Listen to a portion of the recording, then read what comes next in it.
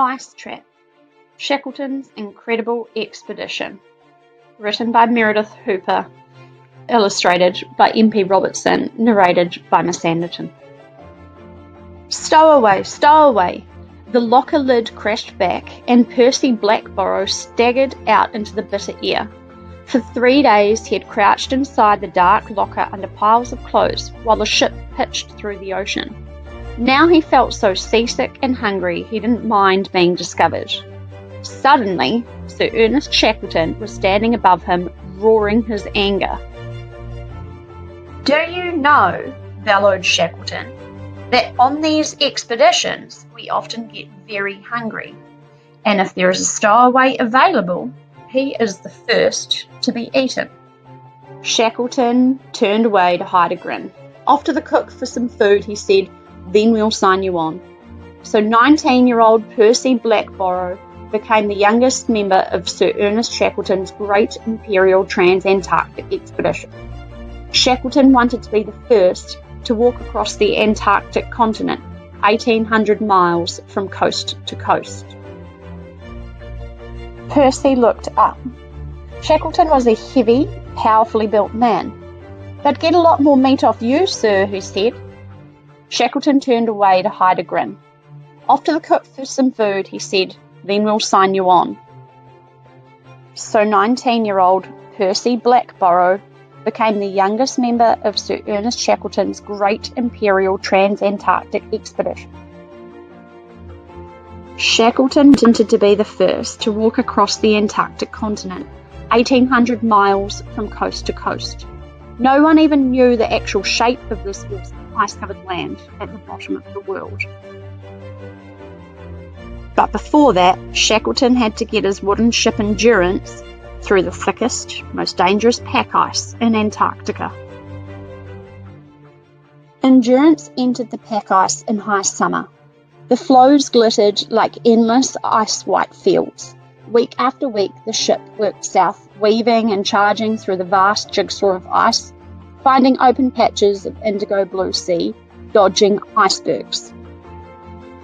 Shackleton wanted to get his men ashore as far south as possible with all their gear and their excited sledging dogs. One more day's good sailing should do it. Pieces of ice crowded around the ship, so they stopped and waited. Pack ice is always on the move, shoving together then loosening up as the pieces drift and shift. But now a gale began, packing the ice tighter. Before anyone realised what was happening, the ice had hardened around the Endurance like cement. She was stuck fast, glued into a vast, thick floe. "Frozen in," said the captain, Frank Worsley, "like a nut in a chocolate bar." The ice drifted, carrying Endurance with it. The men could see land in the distance, but they were powerless to go where they wanted. Endurance began to drift away from the coast they had striven so hard to reach, back towards the north. The temperature plummeted. Summer was nearly over. A new journey had begun, unplanned, unwanted. Winter came with fearful cold and dreadful darkness. The sun did not rise for 79 days. The dogs curled up out on the floe in dog loos made of ice blocks. Inside the warm ship, the men argued about what was happening in the rest of the world and when they would break free from their lonely prison. They played cards and practical jokes and were bored. Outside, the silence was eerie, but every now and then ominous moans and clatters in the distance told of huge ice floes grinding together, neither giving way, massive blocks of rock-hard ice, heaving up in jumbled piles. One night, when the wind howled in the rigging, Shackleton talked to Frank Worsley. "The ship can't live in this," he said. "It's only a matter of time." He paced restlessly in his tiny cabin. What the ice gets, the ice keeps. Worsley couldn't bring himself to believe it. In any case, they said nothing to the others. Cheerfulness, optimism, that's what mattered. Late in the winter, the floe-trapping Endurance broke during a storm. All around the ice heaped up in confused ridges like giant wrinkled skin. The pieces ground together again, squeezing the ship. Endurance was heaved high, thrown on one side, then righted herself. But bit by bit, her strong, thick timbers buckled, bent, then splintered and cracked under the terrible, roaring pressure. Day after day, the ship groaned like a living thing. The dogs howled, the men watched helpless. The end came suddenly one afternoon. Giant fingers of ice forced themselves through the ship's sides, freezing black water poured into the hold and cabins. Like some terrible animal, the ice fingers held the ship, stopping her sinking. The men tumbled out onto the floe. Their home had gone. Watching their ship die was shocking. Shackleton looked around at his men's tired, anxious faces. Their safety was all that mattered now. They must believe that they would survive. "Ship and stores have gone," said Shackleton, "so now we'll go home." The nearest land was hundreds of miles across the pack ice. No one lived there, or ever had. But Shackleton ordered everyone to start marching, dragging the heavy lifeboats across the tortuous ice surface. The first day they managed less than a mile. The second and third days they travelled 3/4 of a mile. It was no use. They would have to set up camp. A thick, flat floe was chosen for a campsite. Men walked back to the twisted, broken ship and salvaged what they could. Life on the floe wasn't bad. The cook served breakfast at 8 o'clock and they sat in their tents and ate fried seal or tinned fish or porridge with lumps of baked dough and tea. For supper they had penguin stew and cocoa. Spring had come, so there were plenty of seals and penguins to eat. Late one afternoon, Endurance suddenly upended and sank beneath the ice. They felt very lonely now. The floe they were camping on seemed solid, but it really was just a giant floating raft, drifting ever northwards. Underneath their feet lay 12,000 feet of deep, dark ocean. Shackleton paced the floe as it drifted in zigzags north.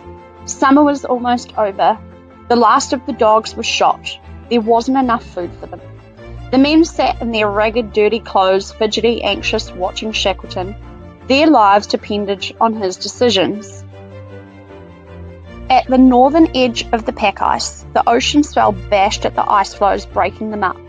Their floe was drifting ever closer to this treacherous border between ice and open ocean they would have to take to the lifeboats. Their floe heaved and tilted in the ocean swell. Bits broke off. Shackleton ordered everyone to sleep fully clothed with boots on, ready to be out of the tent in 30 seconds.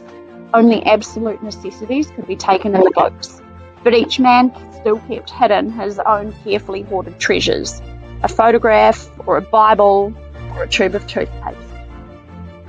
The floe split through the camp. It split again. All around them the ice crashed and lurched. Shackleton watched, waiting for a lead, a gap of clear water.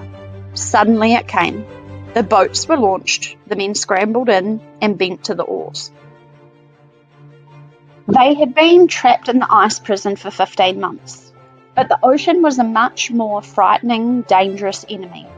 Their small boats could easily be crushed between jolting, grinding floes. Out in the ocean, overloaded and open, they could easily be swamped. By the 6th day of their voyage, they were desperate with lack of sleep and hunger.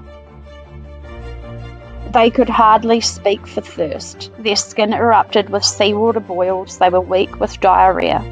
Spray shipped from heavy seas froze as it fell on their bitterly cold, frost-bitten, soaking bodies. Shackleton feared that some of his men would not survive. Ahead they could see the high mountains and white glaciers of Elephant Island, rising bleak and grand out of wild ocean. Late in the afternoon, a gale blew up with dangerous lumpy sea. They feared being swept in the snowstorms and shrieking wind past the island and beyond all hope. But at dawn, the land lay straight ahead. A narrow beach was glimpsed, backed by black cliffs. Riding the surf, they managed to bring all 3 boats ashore between jagged rocks. It was land, solid, real, dry land at last. Men staggered along the grey sand, half mad with relief, laughing, crying. Then they slept, and the sharp stones sticking into their shoulders just made them happier because stones meant the land, not the terrible sea or the heaving ice. But they were not saved. The beach was a death trap. High tides could sweep to the base of the cliffs, and the cliffs were too steep to climb. Shackleton forced the men back into the boats. No one wanted to face the ocean again, but along the coast a safer place to camp had been found. It was only a low spit of sand and boulders with a glacier at one end and nests from nesting penguins. They pitched their worn-out tents. In the night a roaring gale ripped a tent and snow covered the sleeping bags. The men were too weary to care. Elephant Island was uninhabited. Harsh mountains loomed through the swirling cloud. Thick glaciers tumbled to the coast. Some of the men despaired. To go through so much for this, no one would ever find them here. The gale blew precious cooking pots into the sea and tossed lumps of ice onto their tattered gear.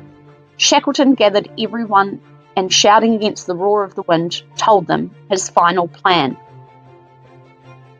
He would fetch help. They would be rescued. With 5 chosen men, he would take the strongest boat and sail to the island of South Georgia, where there were whaling stations, men, and ships. South Georgia lay 800 miles away across the world's stormiest, wildest ocean. Winter was beginning. The James Caird was only 23 feet long, an open wooden lifeboat. The risk was terrible, unbelievable. Shackleton shook hands with each of his men. Standing forlornly on the beach in their patched, thin clothes, they cheered bravely. If anyone could get through, it would be the boss. The next day, the pack ice closed in. Day after day, the James Caird tumbled and jerked in gale-swept seas. The men could only crawl in the gloomy, sodden little living space below the scrap of canvas deck. Their sleeping bags and clothes were soaked.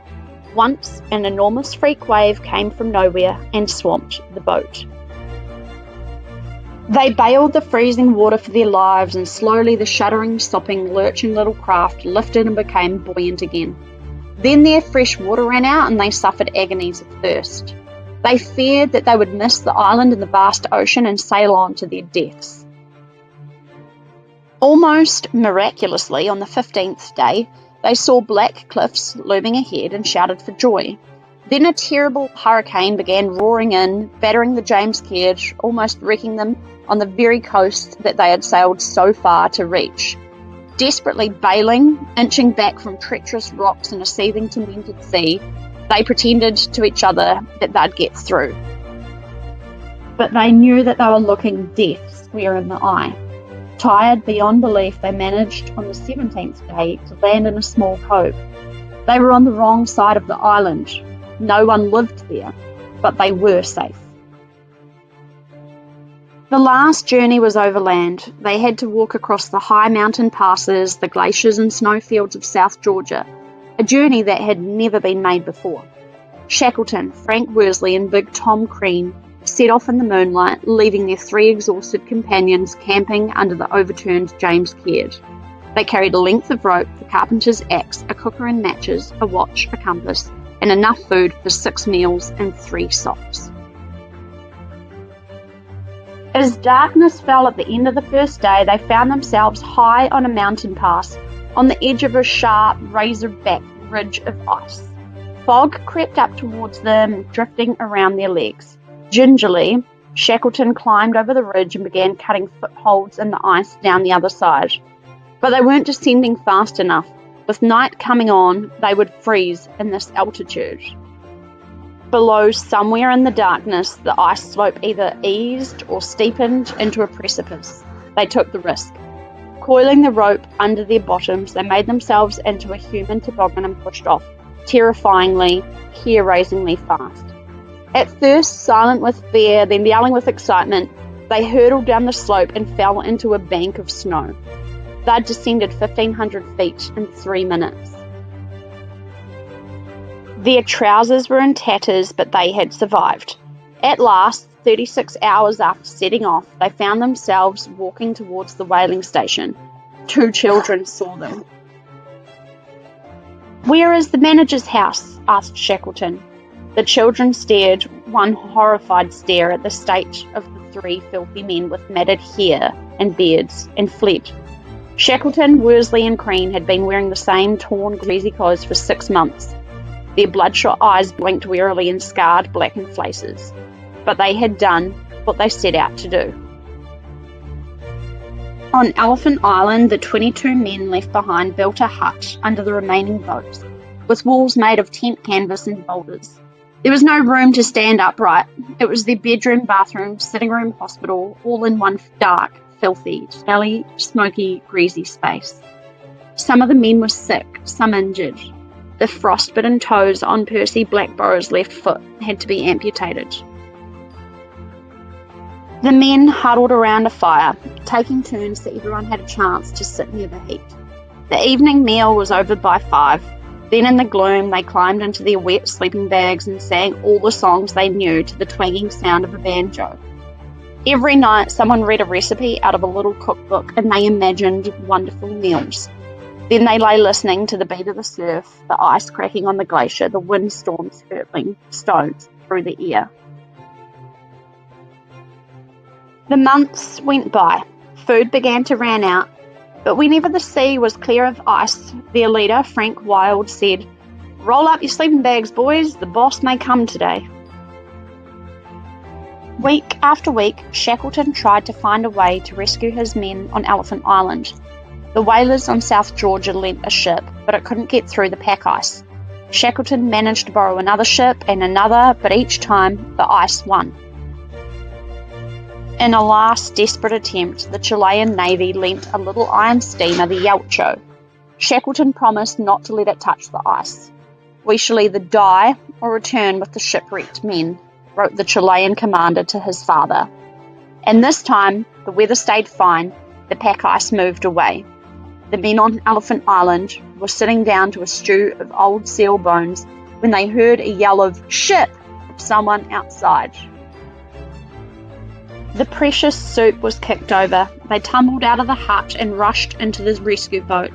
Shackleton allowed no delay. He feared that the pack ice would blow back in any moment. Just under an hour from arriving at the camp on the Sandspit, the Yelcho headed out to sea again. "I have done it," said Shackleton. "At last, not a life lost. It is one of the greatest stories of rescue and survival ever."